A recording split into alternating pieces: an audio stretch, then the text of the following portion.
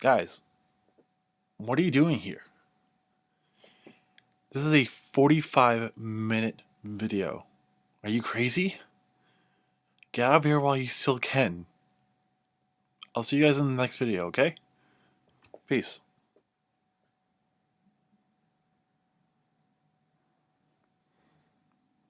You're gonna say, aren't you? I mean, it is a good CD, but really? 45 minutes? Alright, might as well make an intro. Hey everybody. So, this is the third of 3 album reviews that I did with my good friend Josh, and it's going to be a doozy. It's going to be a lot of fun. There's a lot of information packed into this. So if you are interested in this CD, please stay to the end. There are probably like 5 minutes where we do a little bit of a recap of all 3 CDs, but it's all going to be good information. It's all going to be in depth. We put so much passion into this particular one. Hope you do enjoy it. Take a break if you really need to, because it is going to be a long review. Also, quick thank you to my good friend Josh. He put in a lot of really good information for all 3 CDs. I thought I did my homework. He brought up ideas that I didn't even think about. So please take the time and check out his podcast, We Sorta Know, because though he does take a step back as the host and ask more questions, he still is a very, very bright person, and his podcast is awesome. So take a listen. It comes out every Tuesday. You can find it on iTunes or any podcast streaming site. I'll put a link in at the end of the video, if you make it that far, that is. Also, again, if you like what you see, like, comment, subscribe, all that good stuff. I got something really, really cool planned for Tuesday, so you might want to be subscribed for that. As well as I'm going to put my playlist up for Are You Ins if you want to see more of these, and trust me, you're not going to find one that's more than this, so don't worry about that. And finally, I will put a video link to Saturn Bars, so you can kind of see what the Gorillaz music videos are like, and then you can go down that rabbit hole. But again, thank you so much for watching, and I'm going to go to bed pretty soon because it is 11 o'clock at night and I finished editing this video. So, peace. And welcome back. We got one more in us, and this is going to be a goodie. Quick behind the scenes. Of course, we're doing all 3 in one day, but also... No, we're not. You'll never know. But today is April 29th, and this is literally the day after the Gorillaz album. It's only been a day? Oh my gosh. It came out Friday. And I was like, I had talked to Josh earlier in the week, being like, hey, I have these couple of album reviews in mind. Do you want to do them? It's like, sure. And I was like, we could also throw in the Gorillaz album. He was like, yeah. Yeah, dude. So, another thing behind the scenes, we don't have any scripts. I usually do some sort of notes for my last couple of album reviews for Are You In, but this is just a lot of ad-lib. So, it's not going to be as structured. If we forget something, it happens. It's organic. Exactly. It's real. But it's also very real, as in the fact that we've listened to the CD a couple times, and our thoughts may change over the coming weeks, but this is as raw as you're going to get for an album review, because we literally just listened to it a couple of days. Yeah, and there's a lot to unpack. So for those who don't know who we're talking about Gorillaz' newest album, Humanz. Humanz with a Z, because Gorillaz. And it is a very interesting album, one that we're going to spend a lot of time talking about. So, Gorillaz. You might know the person who, you might know him, not know him by name, the person who does a lot of the stuff that is the lead singer. His name is Damon Albarn. Damon Albarn. And I think it's Jesse Hewitt.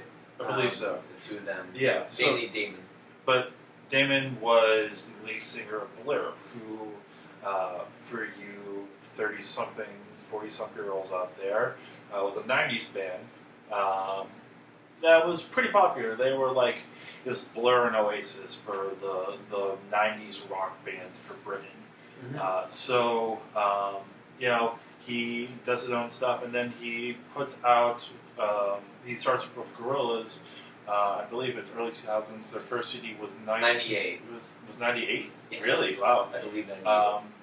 My first memory of them was, interesting enough, there's a game on addictinggames.com. Oh, dude. Wow. Flashback. And it was this racing game that was just like a bunch of like roads. It was literally the music video of 19/2000. Huh. It was literally, you could just drive on those roads while the music was playing in the background. Sounds fun to me. And I was like, I don't know who any of these people are, but that music is awesome. And then, like, of course, Clint Eastwood, you know, all the bigger stuff. And then 2005 hits, and Demon Days comes out. Demon Days. And that was one of my earliest CDs I ever had. I still have it in my car. I still listen to it on occasion. Nice. I also remember when Yahoo used to do their own like little concerts. There's two I remember. There was Disturbed's concert when 10,000 Days came out, and then Gorillaz did a track by track concert of Demon Days. Really? Yeah, and it had all like different music videos and different like graphics. So like you didn't really see them play, but you would see all these different videos going on. Mm-hmm. So awesome. One of the highlights of my early teenage years. Yeah. And then they came out with Plastic Beach. Yes. And then there's The Fall. I actually never listened to The Fall. I haven't listened too much of The Fall myself. I kind of view Plastic Beach as the last album. The Fall came out, I believe, like a few months after Plastic Beach came out. Mm-hmm. They were pretty close to each other. I literally I looked through the discography. I was like, I don't remember this one. Yeah, The Fall came out not too much after Plastic Beach, and it wasn't their biggest one. And what, Plastic Beach was what, 2000? 2010. It was 2010? Yeah. So it's been 7 years. 7 years since a true full album. Full album, yeah. And worth the wait. Well, what do you think? It's worth the wait. Yeah. So the Gorillaz, they're a very unique band because it really is just Damon. And like you mentioned, he had Blur. He's done so many other projects. Gorillaz is just another one of his projects. Mm-hmm. It's blown up a lot, so it's like his main claim to fame. But my history of the Gorillaz is seeing how, in the original album, like in Demon Days and like the self-titled album, it seemed like it was very much just like him doing it. Whereas when Plastic Beach came out, that was, at least for me, the start of seeing Damon bring in all these features. See, for me, it was Demon Days. Like, because Demon Days has a lot of people as well, like people on Feel Good Inc. Cold November. Got so many good songs. I want to listen to that album again. But so yeah, I mean, the whole concept of the Gorillaz is very unique. It's a unique band because they're an animated band. Exactly. And they actually, I think, they were put in the Guinness Book of World Records for it because they were like the virtual band, the first virtual band to go platinum. Right. Because again, like I said, it's really just Damon bringing in friends and featured artists, right, to be there. But that's the thing, like because of this virtual band, it's not just the music. There's a comic book. They're looking to do a TV show. Yeah, I heard about that. That's gonna be freaking cool. And even like the music videos tell their own story. Absolutely. There's and then like you get the lore throughout all of it, but like 2D is the lead singer who he doesn't have any eyes. It kind of they're like black eyes, kind of thing. He's supposed to be somewhat dumb and somewhat naive. Then you have Murdoch, who is this like the sly, very greasy kind of person. He's I believe, the lead guitarist or lead bassist. No, lead bassist. Mm-hmm. Because then they have Noodle. So Noodle, an Asian girl that they found off like some sort of ad because they were looking for a guitarist. Keyboardist. Was it keyboard? Well, I think it's just guitar and keyboard. Yeah. And they just found this like 12-year-old girl. Yeah, it's like Asian chick. Yeah, who was just phenomenal. And then it's Russell, who is the drummer. And the thing with him is that he can channel ghosts. Yes, he's the ghost rapper. And I don't remember why. Del the ghost rapper. I think they actually explained him in I think in Clint Eastwood. Okay, like that's his jam. That's like his song. And I'm pretty sure that's where De La Soul is the rapper for that one. Right. So for me, it's interesting. I always refer that character to De La Soul. Like that's who I think of.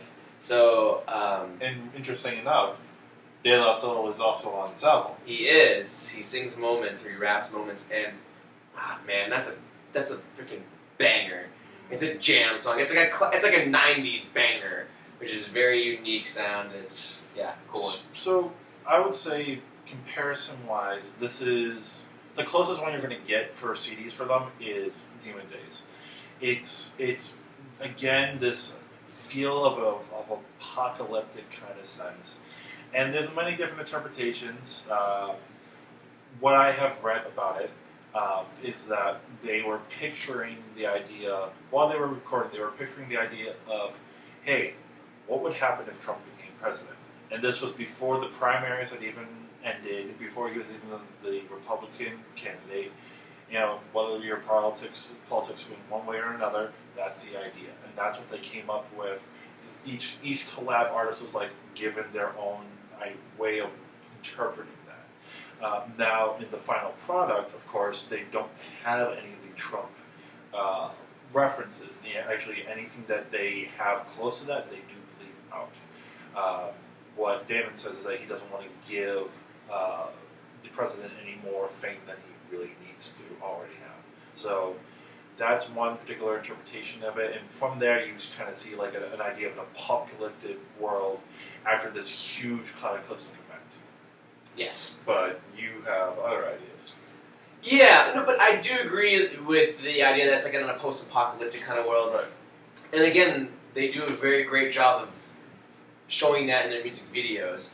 So, in particular, one of the songs, Saturn Bars, they made a music video for that one, and it's the Gorillaz going to the spirit house, which is just this, on the outside, is just this old, busted up home, which is actually real. It's a real house. Really? Yep. Where is it? I think it's in Denmark. Road trip? I'm down. Yeah, but it's a real house, and they just made an animated version of it for the music video. And it's about the characters, the four characters, going into this home and just exploring every room. It's like decrepit and all broken down, post-apocalyptic style, like it's in the middle of nowhere. And so after listening to the whole album, I view this whole album as the four characters going through this journey of this spirit house. And all the different things and characters they walk into in every room that there is. This album has about I think 4 or so interludes. Yeah. And in each one of those interludes, I see it as they're like going to the next part of the house. There even is one like going up, and it's like they're taking an elevator to like one of the floors. And then there's what was it? Black and Blue. What's the name of that song? Blue and Busted. Blue and Busted. Busted and Blue. Busted and Blue, of them being like taking a break from the madness inside the house and just like on the balcony, just like viewing life and seeing like this is the world I'm living in right now.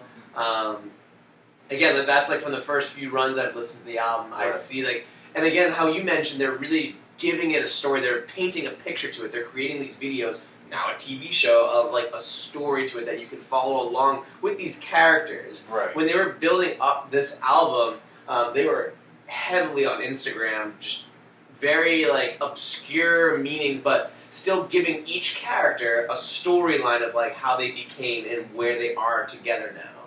Yeah. This house, does it have floating taco pizza slices? It does. It does. Yes. Again, it's the spirit house. No, the House of Denmark, not the. Oh, the actual one? I don't think so. Can we find the singer being a slice of pizza flying around? Well, what's interesting is another like marketing promotion that the Gorillaz did is they created a real spirit house. Really? Yes. Oh yes, because they have the app that you could go to a different place. Yeah, and they did. So they do like a virtual, augmented reality kind of experience. But I think in New York, they turned a house into like what you see in that music video. So you see a pizza box. you see like it's amazing how much they're making these animated characters very real. It's such a cool, like, again, I keep saying it, like, they're such a unique group. And, yeah, and like, we didn't... It's not even a group, but you just call them a group because you think of them as an animated group. We didn't really touch on it in the Kendrick Lamar, but touching on the briefest parts of just talking about politics is, there's a complete difference, the way that Kendrick talks about politics and with how the Gorillaz talk politics. And maybe that's because they had to bleep out a lot of stuff for Gorillaz. But, like, Kendrick's very in your face with the idea of what he's trying to say through his lyrics. I always, even with Demon Days, I've always looked at their type of style with very imaginative lyrics that, like, never necessarily have a, like, clear and concise idea. Yeah. It's not going to, like, hit you in the face like, this is what this means. It's very up for interpretation. Right. Like I came up with my reasoning of that album because of that music video, and then just like listening through the album, like it just sounds like they're experiencing. You're going through what they're experiencing by walking through this unknown, post-apocalyptic spirit house, and like spirits are popping out. That's what the other artists and featured artists are. So to your point, I'm talking about how Kendrick is very open about it. He says a lot of what on his mind.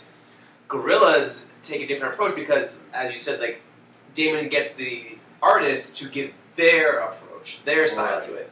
So, like right off from the bat, after the intro, the first song is, I believe it's Ascension with Vince Staples. Yes. So, for those who don't know, Vince Staples is like his raps are very like they're also very heavy in the politics side. So you could view that song as a very political view. But it also talks about like the sky's falling, baby. Drop that ass, more crash. Well, so that's where like I talked a little bit about my interpretation, but I think the biggest thing is not just the idea of apocalypse idea. It's kind of like we know this is going to happen. It's like so there are 20 songs on the actual CD, but then there's also 6 more after that. So kind of my idea is. They know that Trump, or this president figure who people do not like and had no idea that this could ever happen, is going to actually their biggest fear is come reality. So what are they going to do? They're going to party like there's no tomorrow. Because it's again shake that ass on the floor. Yeah. And then Strobe Light again, which is a great song, and it's. What are strobe lights? Strobe lights are usually used for parties. Sex, murder, party. Exactly. There's a lot of these songs that are like very party-ish, and it's just this fun, but also this fear. Carnival, like Carnival, also talks about. Yeah, like, good point. Everybody's in a carnival. We're gonna just have fun, and then like Hallelujah Money, which is the second to last song on the album. That's where it kind of like sinks in. It's like, oh hey. This is happening. Yeah. And then the last song, which we'll go more in depth later, We Got the Power, which is supposed to be this like happy of like, you know, this is going to happen, but we have the power to change it with love and everything. That's probably like the end of the party. And the next song, if you listen to the deluxe version, is A New World, and they're talking about like how like. We got on this elevator, but we can't go back. and then it kind of feels like the aftermath of like, oh shit, like this is happening. Yeah. And I don't know like where the recording process is, but my thought is those 6 songs were recorded after Trump became president. That would be my thought. Yeah, I don't know either when the recording was done for those, but I do think from Hallelujah Money and onward, the album does take a bit of a turn. My concept of them being in this spirit house party thing, kind of, that story closes when Hallelujah Money comes in. Right. And it really, I think it does take that much stronger political aspect. Or that more real, like, oh wow, this is really happening. Now what can we do? Who, the artists that are featured in those last 6 songs, how do they interpret what's really happening, not just in theory anymore? Right. And it's a pretty long CD. Like I said, there's 26 songs. Like, and again, some of them are the interludes, which are like 50 seconds. Yeah. There's some minute-long songs. There's some 2-minute-long songs. But when you boil it down, if you listen to the deluxe album, it's an hour and 9 minutes. And if you just listen to the standard, it's still about 50 minutes. So it is a decently long CD. 7 years worth. Yeah, but the best way I can describe it musically, it does feel like a journey. Yes. Like, that's what I love about Demon Days, and that's what I love about this one. They both kind of talk about an apocalyptic sense in general, in Demon Days as well, where, like, even I was actually listening to Demon Days on the way here, just like the last couple of songs, where the last song is these demon days are cold inside, so hard for us to survive. You can't even trust the air you breathe. All these things, and all these, like, the visual idea of like what can an apocalypse could be. Because like even in the music videos, you see Feel Good in El Nino, I believe, is another music video. It's them on this floating island of like where everything else is very like urban, like everything's robot-ish, and so this one and in Humanz, the way that they deal with a visual sense of the apocalypse and like a musical sense of the apocalypse is fascinating to listen to. Yeah, definitely. And I would even say that Plastic Beach has that same feel too. It's this completely different world. It's a plastic world. Everything's materialized. And there's some great songs out of there too. Melancholy Hill. I think, is Dare on there? No, Dare is on Demon Days. Demon Days. Well, Yeah. there you go. What is it? Stilo? I think Stilo is on there. I think so. Yeah, I mean, every album has that idea of like you're following these characters along. And I find again, it's just such a unique aspect because they're creating great music, but you're following, like we mentioned with the Kendrick, like he's telling a story. Mm-hmm. Not only are the Gorillaz telling a story, they're giving you the opportunity to live in their universe, in that story, in that post-apocalyptic world. Again, with all their CDs, it's like it's not unhinged, but there's this idea of a weirdness. And a good weirdness. Yeah. Because like even like I'm trying to think back on some certain songs like Charger, or it's like cha cha cha, like, and Damon, when he does put his own lyric in it, it shows this like somewhat weird character that's fun to listen to, and again, it's a very unique character that blends with every other person on this album. Yeah. Well, because if you hear Damon talk, or when Damon sings, his voice is just, I don't know, if I didn't hear Damon sing in the first place, I'd be like, this guy can't sing. Like, he shouldn't sing. His voice is so out there. So to see him pull it off in like such a unique way like that. They make the apocalypse fun. Yeah. They make it fun. Well, you kind of have to, I guess. Yeah. You have to have fun with it. Otherwise, like, it's such a bleak world. Exactly. It's, and like, from every song, it creates so many interesting sounds, so many different ideas. Like, again, Ascension just starts very powerful, and then you got like a very more dancey one with strobe light, and then But then you get into something like Saturn Bars, which just takes it to a different. It's very like reggae style. Yes. So like it just like you wouldn't think to put like a reggae song and this pop song and this rap song and then Moments is next after that. Yeah, and Moments comes right after, which is like a heavy rap, hip hop, 90s style with De La Soul. So but there's still a great flow. With these songs being so different, it still really flows nicely. And that's because of all the different people on it. Because like you're saying, De La Soul, like Danny Brown is on there. Who, like, again, for those who don't know Danny Brown, he has his own very interesting type of rapping. Yeah. No one really sounds like him. So, to that, which song is that? That's Submission. Yeah. So, Submission is Danny Brown and Kilala. So, again, like, with Danny Brown, his style of rapping, his voice, like, you wouldn't expect him to come, like, when that song's going, Kilala's in the majority of that song, but then near the back end of it, Danny Brown comes out of there and starts rapping some crazy stuff, and it's like, dude, like, this is just, it's so different, and it works. Right, and, like, it's not the type of song that you usually would hear him on. Yeah. It's like, everything that, at least I've heard with Danny Brown, feels like very, I guess the best thing would be drug trippy, be like very like in your face, being like this. You feel every single thing that he's saying, even if it's not like a story. It's like you're feeling every emphasis of what he is saying. Right, which I think kind of like aids in the reason why I think he belongs in as a feature artist for Gorillaz. That's true, because it's that weirdness of the Gorillaz that I think would attract someone like him into it. Yeah, and then you also have Drum on there. Big Gibby Drum. Yeah, I was actually looking more into that song, and I was listening to some podcast that like Damon actually broke down this song with. Is it Song Exploder? Yes, you told me about that, didn't you? I did. I potentially told you about it, but also actually, literally today, I talked to my manager at work, and he was telling me about the same podcast. Yeah, I listened to that episode with so it's Damon and Drum, where it's describing the breakdown of that song.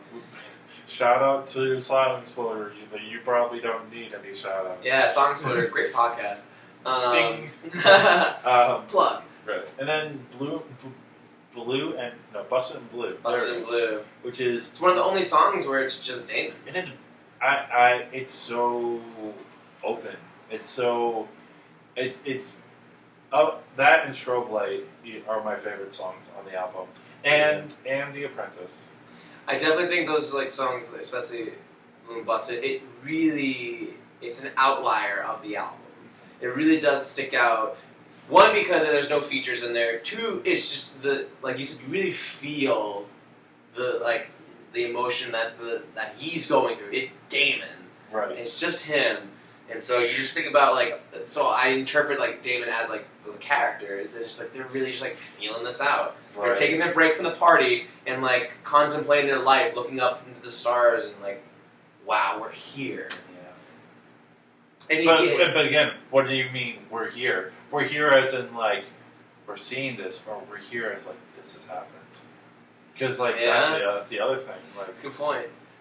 Wow, that's a lovely one. But just like, and we haven't even touched on half of the CD, no. Just from what we were talking about. And again, every particular, this is where it gets hard to recommend. This is where but we'll get to there in a second. Mm-hmm. Any cons? Cons to it? Yeah. Because I can think of one big one. I mean, it's not a big con, but something that stands out. We've talked. What is it? The last song, We Got the Power. So in the regular version. Because of a couple of different things.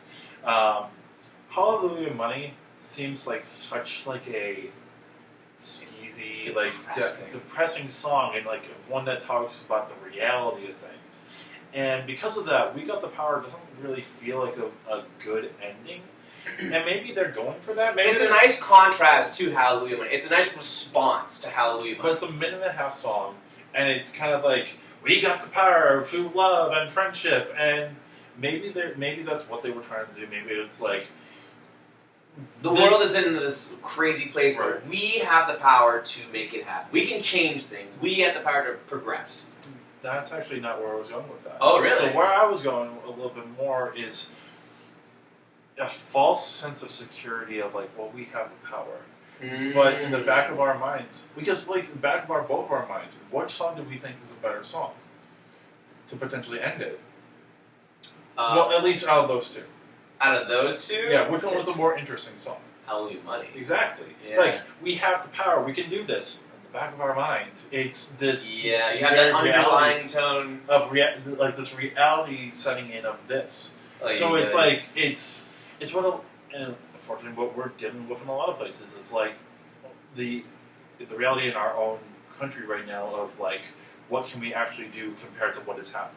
Yeah, and with Halloween Money, really like just like exposes how no matter everything that we try to do, money really doesn't run the show. Right. And so when you listen to We Got the Power, it's like, yeah, we can do this, but you're right. In the back of your head, like, I mean, like, we can try, but it comes down to that dollar, which is kind of wild. Again, so like even like when you listen to that song, it's like it's almost like a slap. It's like a backhand of like, haha, this is great, cute, and fun. It's just not a way that I would end the album. Right. Which is why I found that out today that that's the regular version of the album. I only listened to the deluxe one, which ends with Circle of Friends, which if you're going to listen to one or the other, take the time for deluxe. I know absolutely. It's 6 more songs, but so worth it. Has so many good ones because The Apprentice on there is a fun song. It's also kind of like a very dirty-ish song as well.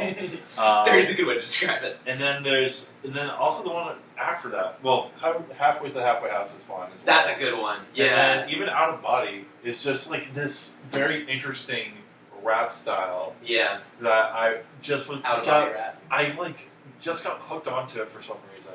Yeah. So again, recommending this is going to be hard.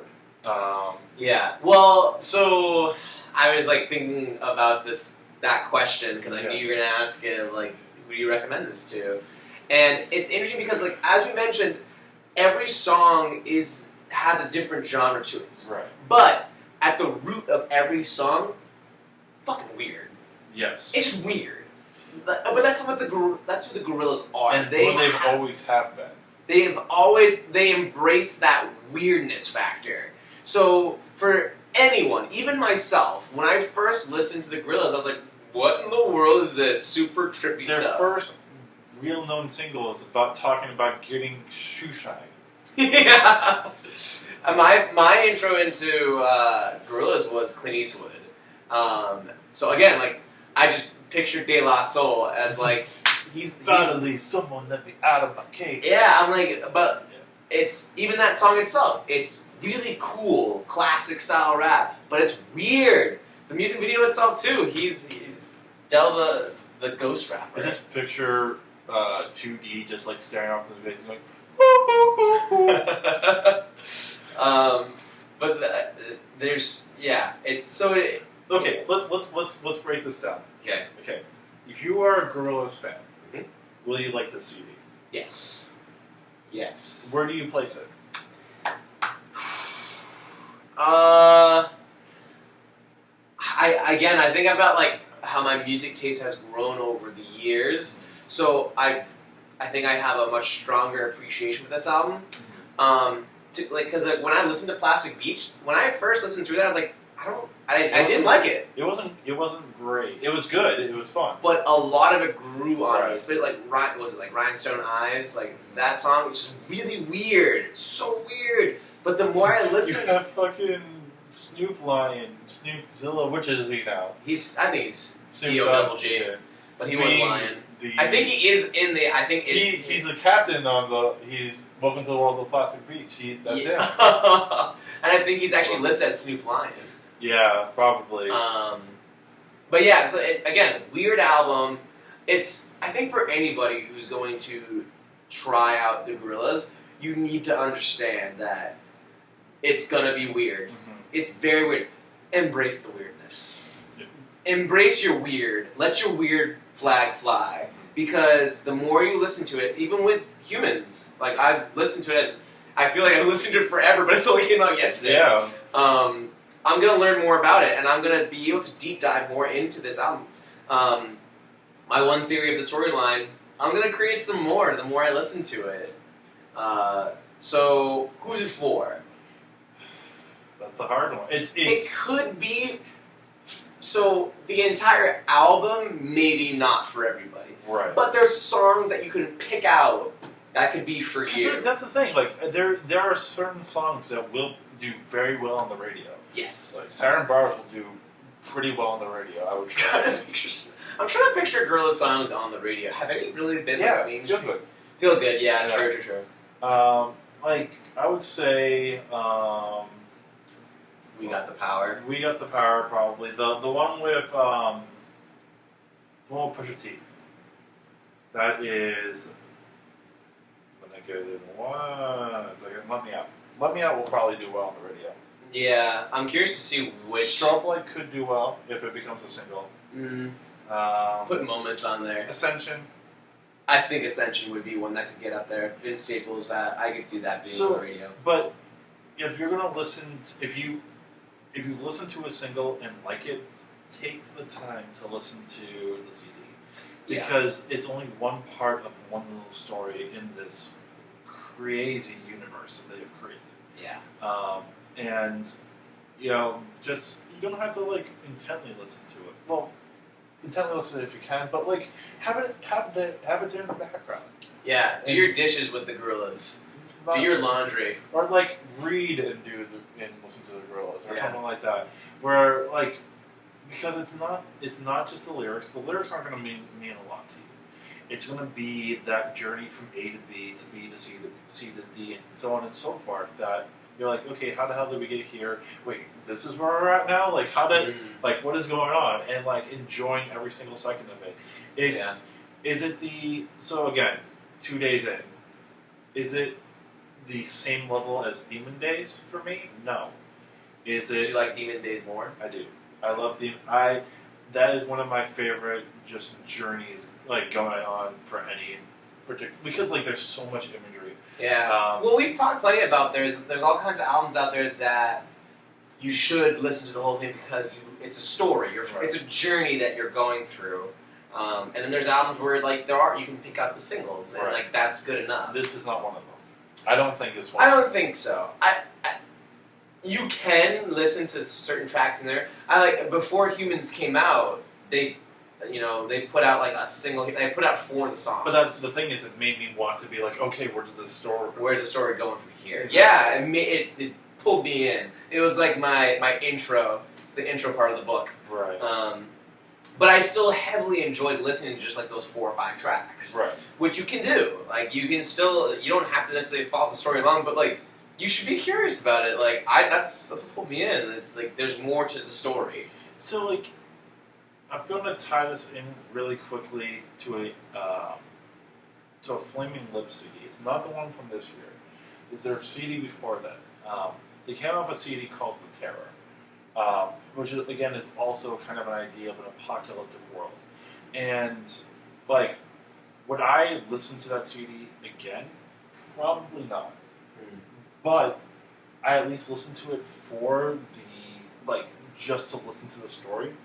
And it was worth it. Now I'm kind of equating this with everybody else. Like, if you're not a Gorillaz fan, like this isn't going to be this CD. It might not necessarily be for you, and you might listen to it once and be like, okay, I'm not going to listen to it again. But it's you'd be like, I like just this one and this one. Right, this but it's worth listening to like hear that experience because it's not one you're going to see that many times throughout music.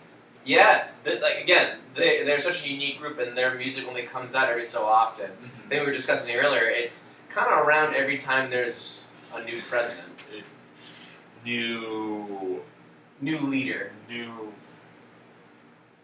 Republican president. Well, yeah. Because Plastic Beach came out in 2010, I guess. So it seems like the more apocalyptic ones are for Republicans. Shitstorms.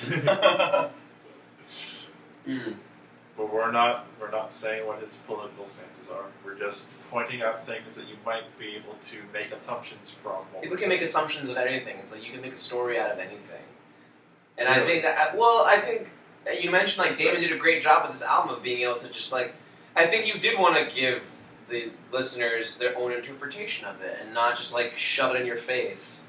And I think that's I would hope that's an artistic value across the board, not just for Gorillaz, but for any artist, like even for Kendrick. Yes, he talks a little bit more about it, but like more straight about his point of view, but. He's not like saying anyone's name or anything. Well, he does talk about Drake, but but from a political standpoint, you know. And I think artists like that's the point of being an artist. You want to give people the interpretation to do what they want with your music, and Gorillaz definitely give you that opportunity to. While they give you a storyline to follow, you can interpret this thing how you please. And that's actually very interesting because to me this becomes a somewhat timeless CD. Yeah. Because, like... it makes it so. Right. Which, you know, there aren't many of those out there. It's like, even musically, this is so musically different that it makes it almost timeless. Right. And that's another reason why you should listen to it. Just to say, hey, I listened to it. But, you know... Like, overall, like, what would you say is the genre? Like, not of each song, but just the Gorillaz. What is that? What's that genre? Alt hip hop. Alt hip hop / rap. Yeah, like Britpop too, because they are British. But, yeah. So in closing, because we've gone a long time for this, just a quick question for all three of these. So it's it's April right now. It's actually almost May, and it's gonna be May. Sorry, I had to. It's gonna be May. So memes are coming. Where do these three albums that we just reviewed? Where are they for your favorite albums of the year so far? Can you see any of them being your favorite album of the year come to December? It's such a hard question to think about because I don't know what's coming up. I mean, I know some of the albums that are coming. Yes, I do. I really do. Sorry, not Pentatonics. That's fine. But I'm trying to. We were talking earlier. Like, do you think that Kendrick will be nominated for that album? I think so. Even more interesting. Do you think Gorillaz will be nominated? That's the big question. I hope so. I really do. Just because, again, it's so unique. So I'm trying to think, what category would they put it under? What genre would they put it under? Can you see it being nominated for Album of the Year? Album of the Year? Because it got a lot of hype. It did. And it's something, the group, I believe they had very good success in the Grammys when it came to Demon Days. They've gotten plenty of noms, and they have won plenty of awards. I don't know. I think they may have won one Grammy. Again, it's the fact that this album, they haven't had new content since 2010. It's a big deal, and it's a big album. There's a lot in this, and there's a lot of featured artists. So I think it's a very rounded album that could be. I think it's worthy of a nom. A win? I don't think so. The way that more about how the Grammys go. Yeah. They may get the nom, but I don't think they get the win. It is a very unfair question to ask right now because it is we're only a third of the way through the year, which again, crazy to think. And there's going to be a lot that's come out. I will say that April is a very good just month for CDs. There's a lot of good music that came out this month. And I do hope that Gorillaz do get nominated for something because they put so much work into that. Absolutely. I don't think I would say... Out of my three right now, I'm trying to think of which one I like the best. I feel like Pentatonics, that probably would get a nom for they probably have a category for acapella. They will get nominated for something. Yeah. I for maybe best arrangement or something like that. At least. Or for some reason they might just get a nomination for best new artist because that how that works. So freaking. But out of the three right now, it's very hard. But I would go Gorillaz as my favorite album of three that we just talked about. Yeah. Though I have a feeling you would say Kendrick for. It's hard for me to say because the very different genres. Right. I might say Humanz, but I need to listen to it more. But that's I think that's the thing for me. It's like right now I'm like I want to let's end this so that we can listen to Humanz again. Yeah, so yeah. whereas like Kendrick, I feel like I've dissected a lot of it. Yeah, and we mentioned in the other video is that of all of Kendrick's content, this album really stood out the most. Damn really was like a big standout for me. So for me to feel that way and to see that Tip of the Butterfly already got 11 noms, I think it's going to do pretty well. So thank you for watching all three of these, of course. Josh has his own podcast. If you would like to hear more of his dulcet tones, how would you like to plug it? Well, my podcast is called We Sorta Know. You can find it in your podcast app or on SoundCloud. Episodes come out every Tuesday. They're about an hour long, and we talk about things that people know. Yeah, we had a little podcast of our own about music. Kyle was on an episode already, so if you want to hear more of his voice, and you did your homework for that episode. It was like smarty pants. Like you had stats and everything. I was impressed. I learned a lot. So what's really great about the podcast is that like I get to learn, but then the viewers get to learn too, or the listeners. You don't learn anything from me. Oh no. Learned so much. We talked so much about the Grammys and everything. We talked a lot about music. Music and what's going to happen in the coming years and what we can see happening, even 10 years down the line. But again, not just music. You've talked about movies, you've talked about beer, you've talked about fashion. Yep. We got all kinds of great episodes coming soon. Exactly. See what else is going to happen. So yeah, we can talk about just about anything. As long as you are passionate about it, we'll talk about it. So of course, I will put a link on this little video somewhere. Figure out afterwards, as well as a link to, if you like this, of course, look at more of the Are You In videos. I have more of them out there. Of course, if this is the first one you're watching of this, why? Because it's probably a 30-minute video. The Gorillaz. But we also did one for the Pentatonics, and we did one for Kendrick Lamar. And of course, subscribe to my channel if you like this. Give it a like, share it with your friends. If you want to hear us review something else in the future, whether it's a new CD or one from, Take On Me. or even like going down through the discography. Maybe one day we could take a day and just do the whole entire Gorillaz discography and be like how they have changed over the years, or even the Kendrick's. I'd love to do that. The ideas are numerous and endless, and it's only if you want to see it. But until then, thank you so much for watching, and I'll see you in the next video.